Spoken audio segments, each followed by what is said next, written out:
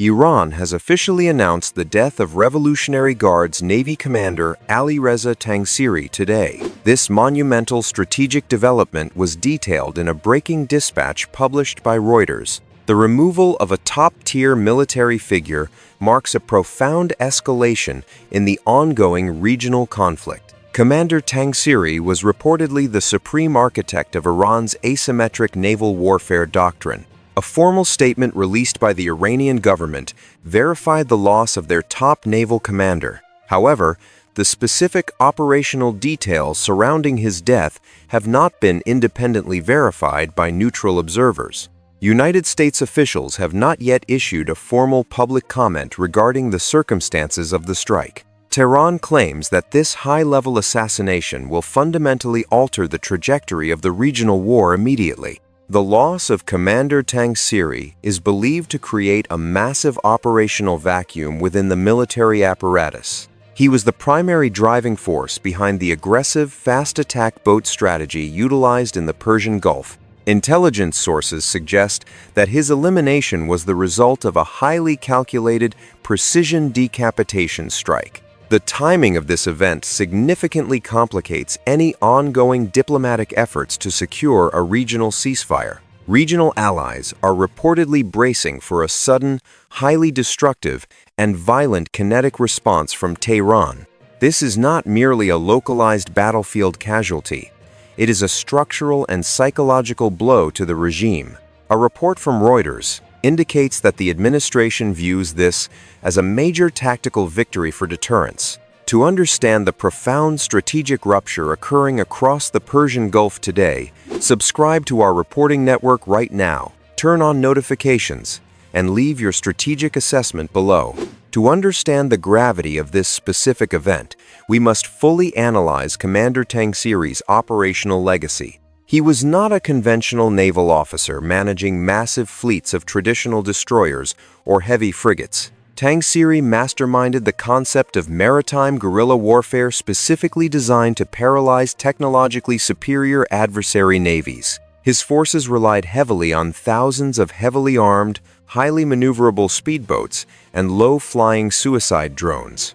This specialized doctrine was explicitly engineered to exploit the inherent vulnerabilities of United States carrier strike groups. By utilizing massive swarm tactics, Tangsiri sought to overwhelm the sophisticated radar defenses of modern warships. The strategic implications of swarm tactics extend far beyond the immediate physical threat to American naval vessels.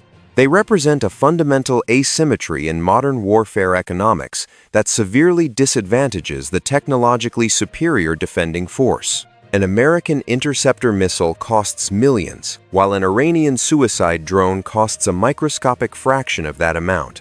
Tangsiri recognized that bankrupting the adversary through a war of attrition was just as effective as sinking a ship. A report from Reuters suggests that his aggressive strategy formed the absolute core of Iran's coastal defense. He publicly and repeatedly threatened to permanently close the Strait of Hormuz to all international commercial shipping. The late commander viewed the strategic waterway as Iran's ultimate economic weapon of mass geopolitical destruction. His elimination effectively removes the primary institutional memory and charismatic leadership of the Revolutionary Guards Navy. However, military analysts strongly caution that his operational blueprints have been heavily institutionalized over the past decade. The Iranian fast attack networks are believed to operate with a remarkably high degree of decentralized tactical autonomy. Therefore, destroying the supreme commander does not automatically dismantle the immediate and lethal maritime threat. The United States military is reportedly operating under the grim assumption that the swarm threat fully persists today. Tangsiri's death is a massive psychological victory, but the physical military hardware remains deployed across the Gulf. The blueprint he created is now deeply embedded in the operational DNA of the Iranian armed forces. The geopolitical landscape is now utterly dominated by the absolute certainty of an Iranian retaliatory response. When a sovereign state loses a military commander of this magnitude, passive absorption is not politically viable. The regime's domestic credibility strictly requires a highly visible, incredibly destructive, kinetic reaction to this specific strike. Strategic analysts note that Iran must forcefully restore deterrence to prevent further high-level assassinations of its leadership. Tehran claims that the vengeance for Commander Tangsiri will be unparalleled in its operational scope and severity. United States military bases across Iraq, Syria, and the Arabian Peninsula are currently on maximum defensive alert. The brutal logic of escalation dictates that Iran must strike a target of equivalent strategic or psychological value. However, the Iranian leadership faces a profound structural paradox in executing this absolutely required retaliation. If they strike too lightly, they project crippling weakness and practically invite further American decapitation operations. If they strike too heavily, they risk triggering a total war that destroys their remaining domestic civilian infrastructure. This is the exact mathematical escalation trap that defense analysts and military theorists have modeled for decades. A report from Reuters indicates that regional diplomatic mediators are frantically urging restraint from both warring sides. But the internal political dynamics of the Revolutionary Guard reportedly demand immediate, lethal, and highly public action. The domestic political audience in Tehran is reportedly demanding a response that restores their shattered national pride. Hardline clerics within the regime will utilize this assassination to completely silence any remaining voices advocating for moderation. The internal power struggle within the Islamic Republic will now be defined by who can strike the United States hardest. This creates an extremely dangerous incentive structure where extreme violence is rewarded with rapid political and military promotion. Historical precedents suggest that replacing martyred commanders frequently elevates significantly more radical and aggressive successors. The new leadership of the Revolutionary Guard's Navy will absolutely seek to prove its lethality and competence immediately. This succession dynamic virtually guarantees a spike in asymmetric maritime violence in the coming weeks. The exact timing and vector of this inevitable retaliation remain the most dangerous geopolitical variables globally today. The violent death of the specific commander, who repeatedly threatened to close Hormuz, carries immense financial consequences. Global energy markets are reacting violently to the elimination of the blockade's primary tactical and strategic architect. Brent crude prices immediately reflected the sudden injection of massive, unquantifiable geopolitical risk into the commodity system. Global energy executives understand that Tangsiri's immediate successors may feel politically compelled to execute his ultimate threat. Closing the Strait of Hormuz in his honor would fulfill his lifelong strategic ambition and cripple Western economies. This terrifying possibility has fundamentally altered the risk calculus for the entire global maritime insurance industry. Underwriters in London are reportedly frantically reassessing the financial viability of covering commercial tankers in the Persian Gulf. The insurance premiums required to navigate these highly contested waters are believed to be reaching completely unsustainable levels. If maritime insurance becomes legally unavailable, the physical flow of global energy halts, regardless of actual military realities. When the global insurance market withdraws coverage, even nations entirely uninvolved in the Middle East will suffer immediately. The resulting supply chain disruptions will systematically elevate the cost of every globally traded consumer and industrial commodity. The central banks of the Western world will be forced to maintain high interest rates to combat this imported inflation. Therefore, the decision to eliminate Tangsiri carries direct financial consequences for ordinary citizens thousands of miles away from Tehran. United States officials suggest that the precision strike on Tangsiri was intended to definitively secure the vital waterway.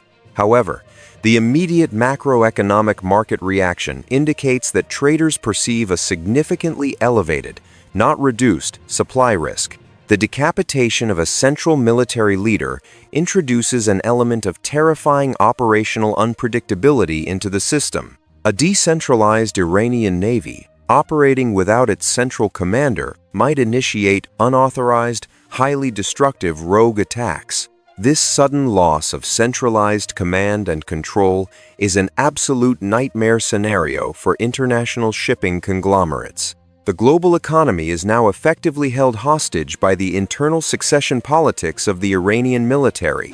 The decisive operation to eliminate Commander Tangsiri reflects a profound shift in United States military targeting doctrine. The administration has reportedly completely abandoned the concept of proportional, symmetric responses to Iranian proxy aggression.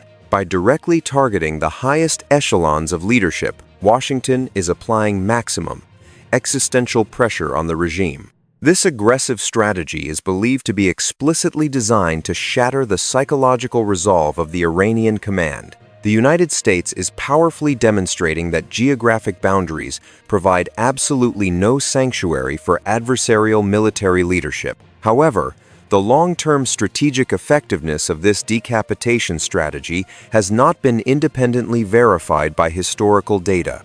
The underlying logic of eliminating Commander Tangsiri boldly assumes that the Islamic Republic operates like a traditional military. In reality, the Revolutionary Guard functions as a deeply ideological, highly resilient, and dispersed military franchise network. The sudden loss of a single command node does not collapse the entire network. It forces rapid and violent adaptation.